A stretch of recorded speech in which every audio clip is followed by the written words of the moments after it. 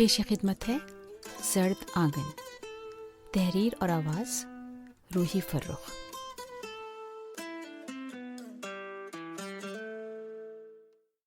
21واں باب۔ علی نے کرسی سے اٹھ کر اپنی کمر سیدھی کرتے ہوئے دائیں بائیں ورزش کے طور پر بازو چلائے۔ کب سے بیٹھا تھا وہ یہاں؟ اف، کتنا کام جمع ہو گیا تھا پچھلے دنوں رہنے والی غیر نصابی سرگرمیوں میں مصروف رہنے کے باعث۔ لیب کے جرنلز، ٹیسٹ کے پیپرز، بچوں کے ہوم ورک کی چیک ہونے والی کاپیاں۔ پچھلے 10-12 دن سے وہ کیمسٹری کے بجائے صرف اور صرف کرکٹ اور کرکٹ سے متعلق سرگرمیوں میں پور ڈوبا ہوا تھا۔ وہ ایک منظم شخص تھا، ہر کام وقت پر پورا کرنے کا عادی، لیکن ان گزرے دنوں میں وہ اپنے نظم اور ضبط کی کڑی پاسداری کرنے اور اس کام کو وقت پر پورا کرنے کی پوری خواہش کے باوجود وقت نہیں نکال پایا تھا، اور یہ اس کے سر پر سوار تھا۔ اسکول کی ٹیم کو پہلی بار کراچی جا کر ایک بڑے بین المدارس ٹورنامنٹ میں کھیلنے کا موقع ملا تھا، اور اس ٹورنامنٹ کی وجہ سے سارے اسپورٹس ڈپارٹمنٹ میں بڑا جوش و خروش پایا جاتا تھا۔ بچے بھی ولولے کا شکار تھے، اور اس ولولے کو زندہ رکھنے میں اس کی جان ماری کا بڑا ہاتھ تھا۔ اسکول کی انتظامیہ نے اس کے کام اور رضاکارانہ خدمات کو دیکھتے ہوئے اسے بھی ٹیم کے ساتھ کراچی جانے کی پیشکش کی تھی، جو اس نے بخوشی قبول کر لی تھی۔ اس ایک ہفتے کے ٹرپ پر جانے سے پہلے اسے اپنا پچھلا جمع شدہ کام بہرحال ختم کرنا تھا۔ کل اس کی روانگی تھی، اس لیے آج اس نے اپنے آپ کو کسی قسم کی رعایت دیے بغیر کام میں جٹ جانے کا پابند کر لیا تھا۔ کام تو یوں بہرحال ختم ہو گیا تھا، لیکن اس کی کمر تختہ ہو گئی تھی اور آنکھیں درد کر رہی تھیں۔ اپنے دونوں بازوؤں کو ایک بار پھر اس نے جسم سے اوپر لے جا کر دائیں بائیں حرکت دیتے ہوئے مطمئن نگاہوں سے میز پر رکھے نمٹائے گئے کام کے ڈھیر کو مسکرا کر دیکھا اور اپنے آپ کو کندھے پر تھپکی دے کر شاباشی دی۔ گھر چلا جائے۔ اس نے گردن گھماتے ہوئے کرسی کی پشت پر پڑے کوٹ کو اٹھا کر کندھے پر ڈالا۔ چائے کی شدید طلب محسوس ہو رہی تھی، جو یہاں اس کیمیائی محلولات کی خوشبو میں بسی لیب میں ملنے کا تو کوئی آسرا نہیں تھا۔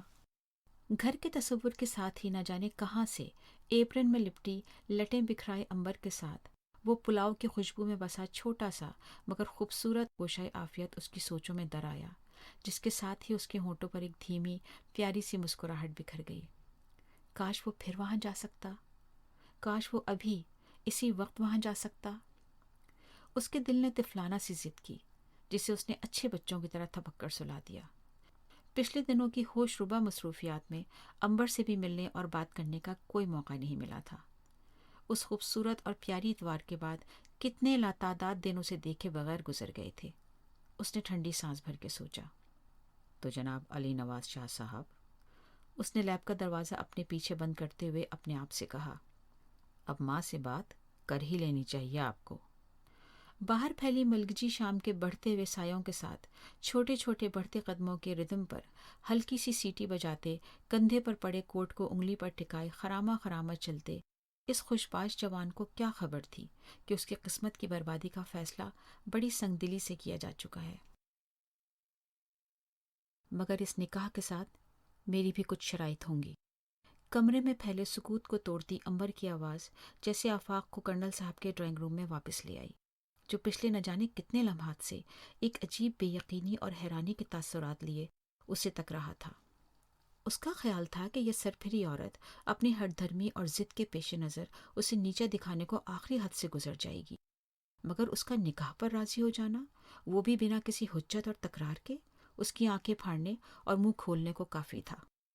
اسے گمان تھا کہ اس عاقبت ناندیش عورت کو وہ اگلے کئی سال تھانے کچہری کے وہ رنگ دکھائے گا، عدالتوں کی وہ سیر کروائے گا کہ یہ اپنی ساری چوکڑی بھول کر اس کے پاس گھٹنے ٹیکنے کے علاوہ کوئی اور چارہ نہ پائے گی۔ لیکن امبر نے تو ایک بار پھر اسے منہ کے بل اس زور سے گرایا تھا کہ وہ اب تک اس گرنے سے لگنے والے دھچکے سے سنبھل نہیں پایا تھا۔ امبر اپنی بات کہہ کر خاموش ہو چکی تھی۔ اب یقیناً آفاق کی طرف سے کسی رد عمل کے سبھی منتظر تھے۔ اس کی مستقل خاموشی پر جزبز ہو کر کرنل صاحب نے بالآخر پہلو بدل کر اس کی ہونق شکل کی طرف دیکھا۔ مسٹر آفاق، آپ سن رہے ہیں؟ وہ کیا شرائط تھی جن کو پورا کرنے سے اس بے لگام عورت کو ہمیشہ کے لیے زنجیروں میں جکڑا جا سکے گا؟ یقیناً آفاق کے سننے کی چیز تھی۔ وہ ہمتن گوش تھا۔ یہ نکاح صرف کاغذی سمجھوتا ہوگا۔ ہم دونوں کا ایک دوسرے سے کسی قسم کا کوئی تعلق، کوئی ربط، کوئی لین دین نہیں ہوگا۔ अंबर की पहली शर्त कमरे में गूंजी और इस बार जुज़बुज़ होकर पहलू बदलने की बारी आफाक की थी। हम दोनों के दरमियान किसी किस्म की कोई बातचीत, कोई राब्ता नहीं होगा, सिवाय उन इंतहाई ज़रूरी मौक़े के जब बच्चों के बाप की हैसियत से इनसे गुफ्तगू नागुज़ीर हो जाए। अंबर ने बात आगे बढ़ाई। मेरे घर में इनके दाखिले पर पाबंदी होगी। बच्चों से मुलाकात की सूरत में वक्त, जगह और मौका मुझे बताए बगैर तय नहीं किया जा सकेगा। बच्चे सिर्फ मेरे पास, मेरे घर में रहेंगे। जब तक मैं इस निकाह में हूँ, उनकी ज़िंदगी का हर फैसला मेरा होगा। उन पर सिर्फ मेरा हक होगा। अपने बाप का सिर्फ नाम उनके साथ होगा, जैसे पहले था। अंबर ने अपनी बात ख़त्म करते हुए आफाक की तरफ देखा, जो इन कड़वे घूंटों को हलक से नीचे उतारने की कोशिश में बुरा सा मुंह बनाए बैठा था। यकीनन उसकी शराइत इतनी आसानी से हज़म होने वाली नहीं थी, लेकिन बदहज़मी ही सही, पेट में उन्हें उतारना तो था ही। अंबर को जो कहना था वो कह चुकी थी। आफाक साहब, आपको कुछ कहना है? आफाक साहब को कुछ नहीं, बहुत कुछ कहना चाहिए था, लेकिन अगर वो आफाक नहीं कोई और होता तो। सच्ची बात तो यह है कि अंबर की शराइत उसने बज़ाहिर बड़े बुरे बुरे तासुरात के साथ सुनी थी, लेकिन उसका वजूद अंदर से बाहर तक हल्का फुल्का हो गया था। वो पहले भी जिम्मेदारियां उठाने और पूरी करने के मामले में इंतहाई कच्चा था, और अब जब अरसे से लंडोरे फिरने की आदत ने उसकी अज़ली सुस्ती और काहिली में चार चांद लगा दिए थे, वो हरगिज़ एक बार फिर शादीशुदा ज़िंदगी गुजारने और बीवी बच्चों की कफ़ालत और जिम्मेदारियां पूरी करने के बारे में ज़हनी तौर पर न तैयार था न राज़ी। ये निकाह का शोशा तो इस आफत की परकाला के पर काटने को उसके ज़रख़ेज़ ज़हन ने किसी अच्छी घड़ी में तराश लिया था, लेकिन इस शोशे के शीन की तकमील का भी उसका दूर दूर तक कोई इरादा कभी नहीं था। लिहाजा सांप भी मर जाए और लाठी भी ना टूटे के मुस्ताक सब बेहतरीन और उसके हक में था। आफाक ने यूं थोड़ी देर और खामोशी इख्तियार किए रखी, जैसे हतमी जवाब देने से पहले कुछ मजीद सोच विचार में हो। फिर एक गहरी सांस लेकर उसने अंबर की तरफ देखा, जो अब फिर फर्श पर नजरें गाड़े बैठी थी। मुझे ये शराइत मंजूर हैं। बादल नौखास्ता वाला अंदाज यकीनन मौका महल की मुनासबत से था। कर्नल साहब ने अपनी बेगम को नामहसूस सा इशारा किया। उन्होंने अंबर का हाथ पकड़कर उठाया और कमरे से बाहर ले गईं। उनके कमरे से निकलते ही कर्नल साहब भी उठकर खड़े हो गए। जाहिर है कि आफाक ने उनकी पैरवी की। बहुत खूब। मुझे खुशी है कि मामलात किसी बदमज़गी के बगैर एहसन तरीके से तय पा गए। अब आगे क्या करना है, उसका वक्त और मौका जल्द तय करके आपको मुतला कर दिया जाएगा। आपकी तशरीफ़ आवरी का बहुत बहुत शुक्रिया। दूसरे अल्फाज में इसका साफ साफ मतलब अब आप तशरीफ़ ले जा सकते हैं था। आफाक ने इशारा भांपते ही दरवाजे की तरफ कदम बढ़ा दिए। कर्नल साहब उसके साथ साथ थे। तवील राहदारी तय करके घर के बड़े से सदर दरवाजे तक पहुंचकर उन्होंने आगे बढ़कर आफाक के लिए दरवाज़ा खोला, मगर इससे पहले कि आफाक दरवाजे से बाहर कदम रखता, उन्होंने बड़े रसान से उसके कंधे पर हाथ रखकर उसके बढ़ते कदम रोक दिए। एक बात और, मुझे उम्मीद है कि ये सारी शराइत मनोअन पूरी होंगी। इस निकाह के बाद हालात वैसे ही रहने चाहिए जैसे हालात की उम्मीद और तकाजा है। किसी किस्म की शिकायत या वादा खिलाफी ना आपके हक़ में बेहतर है ना मुनासिब। मैं रिटायर्ड कर्नल हूँ। हाथी का मरने के बाद भी 1.25 लाख का होने के बारे में तो आपने सुन ही रखा होगा। उम्मीद है कि आप इस सुनी सुनाई बात के मतलब को संजीदगी से लेंगे और मेरे किसी किस्म की अमली हुज्जत में पड़ने की नौबत नहीं आने देंगे। You may go now.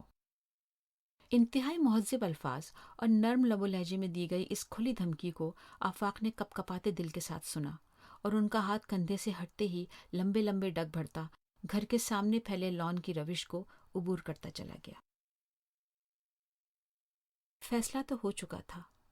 अब बहस ये नहीं थी कि अच्छा था या बुरा, मुनासिब था या नामुनासिब। अब बात सिर्फ इतनी थी कि इस पर अमल कब होना था, जल्द या बदीर, फौरन या थोड़े अरसे बाद। और इस बात में भी सोच विचार या बहस मुबाहिसे की गुंजाइश ही क्या बची थी।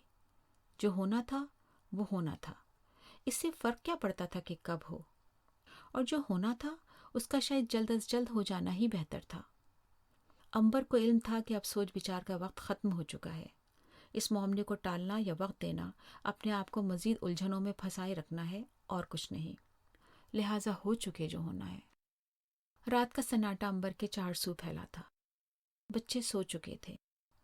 اس کے آس پاس صرف خاموشی تھی، اور اس خاموشی میں اس کے نادان دل کی کمزور آواز اب بھی رہ رہ کر اس سے اس فیصلے پر نظر ثانی کرنے کی اپنی سی کوشش کر رہی تھی، جسے وہ اسی سنگ دلی اور کٹھور پن سے نظر انداز کر رہی تھی جیسے اس فیصلے کو کرتے وقت کیا تھا۔ وہ اپنی زندگی دوبارہ اسی شخص کے نام کرنے جا رہی تھی جس کی ذرا دیر کی صحبت اور قربت بھی اب اس کے لیے وبال جان تھی، ناپسندیدہ تھی۔ اتنے عرصے اکیلے تنے تنہا بار زندگی دھکیلتے دھکیلتے اسے کبھی اس شخص سے رجوع کرنے کا رتی برابر بھی خیال نہیں آیا تھا جو کبھی اس کا شوہر تھا اور اس کے 2 بچوں کا باپ تھا۔ وہ ذرا سی رغبت اور انسیت جو ساتھ رہنے اور زندگی گزارنے سے شوہر اور بیوی کے درمیان بہرحال ہو جاتی ہے، اسے بھی فنا ہوئے عرصہ ہو گیا تھا۔ اس کمینی فطرت کے سست، کاہل اور خود پسند شخص کا مدھم سا نقش بھی اس کے دل نے زمانہ ہوا کھرچ کھرچ کر صاف کر ڈالا تھا۔ یہ فیصلہ سراسر جبر اور زبردستی تھا، لیکن نہ جانے کیوں اپنے اوپر اس جبر اور زبردستی پہ ہمدردی کرنے کے بجائے اسے کسی اور کے مسکراتے چہرے کے بجھ جانے کا زیادہ خیال تھا، جو اب ان سب مشکل مرحلوں سے گزر کر رات کے اس پچھلے پہر کے سناٹے میں صوفے کی پشت سے ٹیک لگائے تھکی ہوئی کھلی آنکھوں میں بار بار لہرا رہا تھا۔ کیا وہ اسے بھول گئی تھی؟ شاید۔ علی کا خیال اس سارے عرصے میں صرف اس کے ساتھ جڑنے والے اس مکروہ فسانے کے حوالے سے اس کے ذہن میں تھا جو آفاق کی گھنی ذات کو گھڑ کر زمانے کو سنانا تھا۔ وہ دونوں اس گھٹیا کہانی کا کردار نہ بننے پائیں، کسی کو اس داستان کی بھنک نہ پڑے، اور بس۔ لیکن اب جب سارا قصہ بخیر و خوبی پایہ تکمیل کو پہنچنے والا تھا اور اس فسادی شخص کے منہ سے مصلحتاً یا مجزتاً کرنل صاحب کے ہاں گزری شام ہونے والی ملاقات میں ان دونوں کے حوالے سے ایک لفظ بھی نہیں نکلا تھا، تو اسے تو یقیناً سکون کی سانس بھر کر گہری نیند سو جانا چاہیے تھا۔ پھر یہ بے چینی، یہ بےتابی کیوں تھی؟ کیا اس نے واقعی ظلم کیا تھا، اپنے ساتھ ساتھ علی پر بھی؟ عنبر نے بے چین ہو کر اپنے دکھتے سر کی کنپٹیوں کو ہولے ہولے دبایا اور تھک کر آنکھیں بند کر لیں۔ ہمارا تعلق ہی کیا ہے؟ صرف دلوں میں موجود ایک بے نام سا رشتہ، ایک گمنام سا لگاؤ، ایک دوسرے کی جانب کھینچتی انجانی سی کشش۔ میں نے تو کبھی اسے جھوٹے خواب نہیں دکھائے، کبھی اسے بڑھاوا نہیں دیا، کبھی اس کی نظروں کو کوئی کھلا پیغام نہیں دیا، کبھی کوئی وعدہ۔ یہاں تک پہنچ کر اس کے دل کی سرکشی کا جواب دینے کو تعویلیں گھڑتے دماغ کی بولتی بند ہو گئی۔ کیا اس نے کبھی کوئی وعدہ نہیں کیا تھا؟ اس کے بڑھے ہاتھ میں اپنا ہاتھ دے کر کوئی وعدہ تو کیا تھا شاید؟ شاید؟ یقیناً۔ اس نے پھر بے چین ہو کر پہلو بدلا اور آنکھیں کھول کر ٹیک ہٹا لی۔ کیا کرے وہ؟ یہ تو طے تھا کہ اب اس فیصلے سے پیچھے ہٹنا اس کے نہ اختیار میں تھا نہ حق میں۔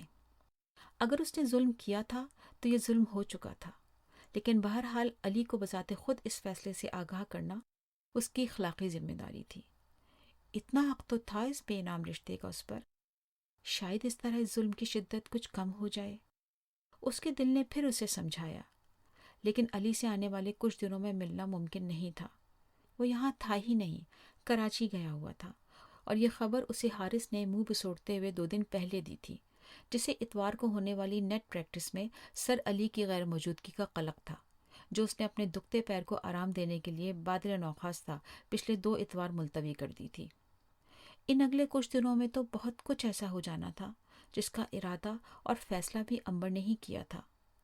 وہ اس معاملے کو لٹکانے یا ٹالنے سے ڈرتی تھی کہ کہیں اس کا فیصلہ کمزور نہ پڑ جائے، کہیں اس کا دل اس کے دماغ پر حاوی نہ ہو جائے، کہیں۔ آفاق کے رخصت ہونے کے بعد ہونے والی گفت و شنید میں بیگم اور کرنل اکرام سے ہونے والے آئندہ کے بارے میں جو تبادلہ خیال ہوا، اس میں کچھ ضروری اقدامات کو زیر بحث لایا گیا، جس میں آفاق سے نکاح ہونے سے پہلے عنبر کا حلالہ کرنا سر فہرست تھا۔ کرنل صاحب نے اس کے لیے تمام ضروری اقدامات کی ذمہ داری باقی مراحل کی طرح اپنے اوپر لے لی تھی۔ حلالہ کے لیے کسی بھروسے کے آدمی کا بندوبست ہو جائے گا جو آپ کو نکاح کے کچھ دن بعد طلاق دے دے۔ اس طلاق کی عدت گزرنے کے بعد دوسرے معاملات دیکھ لیے جائیں گے۔ دونوں نکاح کے مواقع پر گواہان اور مولوی صاحب کا انتظام میں خود کروں گا۔ آفاق صاحب کی اس سلسلے میں کوئی بھی پیشکش قبول نہیں کی جائے گی۔ آپ بے فکر رہیں۔ وہ یقیناً بے فکر رہے گی۔ دنیا ہار کے بیٹھی امبر نے جھکے سر کے ساتھ خاموشی سے سنتے ہوئے سوچا تھا، بیٹی کچھ اور سوچنا اور سمجھنا چاہو تو وقت لے لو۔ بیگم اکرام کی پیار سے کہی بات پر اس نے سر اٹھا کر ان کی طرف دیکھا تھا۔ میں اور کیا سوچوں سمجھوں گی، بس سب کچھ جلد از جلد ہو جائے تو اچھا ہے۔ قربانی کے جانور غریب کو چھری کے نیچے آنا ہی ہے تو ایک جھٹکے میں ہی صحیح۔ یوں اس جلد از جلد کا جو خاکہ بنا تھا، اس کی روح سے وہ علی کا انتظار نہیں کر سکتی تھی۔ یوں بھی اسے خبر ہی دینا تھی تو سب ہو جانے سے پہلے یا بعد میں دینے سے کیا فرق پڑتا تھا؟ شاید اس میں بھی کوئی بہتری ہی تھی۔ اس کے پر کٹ جانے کے بعد علی کی کوئی دلیل، کوئی دہائی کچھ نہیں کر سکتی تھی، کچھ بھی نہیں۔ نہیں، وہ کسی ایسے لمحے کا سامنا نہیں کرنا چاہتی تھی جس میں وہ کمزور پڑ جائے، جس سے اس کے دل کے ارد گرد بہت کوششوں اور حجتوں سے بنایا گیا سخت خول چٹک جائے، اس کے ارادے کی مضبوط فصیل میں دراڑ آ جائے، اس کے بڑھتے قدم پیچھے ہٹ جائیں۔ نہیں، کبھی نہیں۔ بہتر یہی ہے کہ اس دشمن جاں کی آنچ دیتی آنکھوں اور دل پگھلا دینے والے وجود سے حتی الامکان بچا جائے، اس کے سائے سے بھی دور رہا جائے۔ جس راہ پہ اس کے ملنے کا گمان ہو، اس راہ کے آس پاس بھی نہ پھٹکا جائے۔ یہ خود غرضی تھی، ظلم تھا تو ہوتا رہے۔ جب اپنے بچوں کی خاطر وہ یہ خود غرضی اور ظلم اپنی ذات کے ساتھ کر رہی تھی تو کسی دوسرے کے لیے کیا رونا؟ اور اس رونے کا کوئی فائدہ تھا کیا؟ اس نے کندھوں پر پڑی شال کو جسم کے گرد لپیٹتے ہوئے پھر تھک کر ٹیک لگاتے ہوئے آنکھیں موند لیں۔ اس کا حلالہ کے لیے کیا جانے والا نکاح گویا خواب میں ہوا۔ اس کی زندگی کی الجھی ڈور تھی جو بے دردی اور بے حسی سے کھینچ کھینچ کر سلجھائی جا رہی تھی، اور وہ بھی صرف اس کی مرضی اور منشا کے مطابق۔ اگلے 10 دن اس کی زندگی کے بوجھل ترین دن تھے۔ یہ اس پر گزرتا ایسا دوسرا وقت تھا جس کے بارے میں اگر کبھی کسی اور نے اسے بتایا ہوتا تو وہ کہتی، ایسا کیسے ہو سکتا ہے بھلا؟ لیکن اس کے ساتھ وہی ہو رہا تھا جس پر یقین کرنا مشکل ہو۔ سن ہوتے دل اور دماغ کے ساتھ اپنے بچے گھر میں کچھ گھنٹوں کو تنہا چھوڑ کر کرنل صاحب کے گھر ہونے والے اس سچے اور حقیقی ڈرامے کا کردار بننے کو وہ اس شام پھر پہنچی۔ کس شخص کے برابر بیٹھ کر اس کا حلالہ ہونے کو نکاح ہوا؟ کون گواہان تھے؟ کون سے مولوی صاحب نے اس کے چادر میں چھپے چہرے اور وجود سے ایجاب و قبول کروایا؟ اسے کچھ خبر نہیں تھی، نہ وہ جاننا چاہتی تھی۔ اس شخص کا نام ضرور نکاح پڑھواتے وقت مولوی صاحب نے 3 بار ادا کیا ہوگا، لیکن کیا اس نے سنا تھا؟ وہ اس نکاح میں 3 دن رہی۔ ایک بے حسی تھی جو اس کے پورے وجود پر اس سارے قصے کے دوران چھائی رہی تھی۔ روزمرہ کے کام، نوکری گویا اس نے کسی گہری دھند میں لپٹے چلتے پھرتے روبوٹ کی طرح انجام دیے۔ ان 3 دنوں میں اسے 3 مختلف وقفوں سے 3 طلاقیں دی گئیں۔ اس طلاق کے بعد اب اگلا مرحلہ 3 مہینے کی عدت کا تھا، جس کے بعد اس کا آفاق سے دوسرا نکاح ہونا طے تھا۔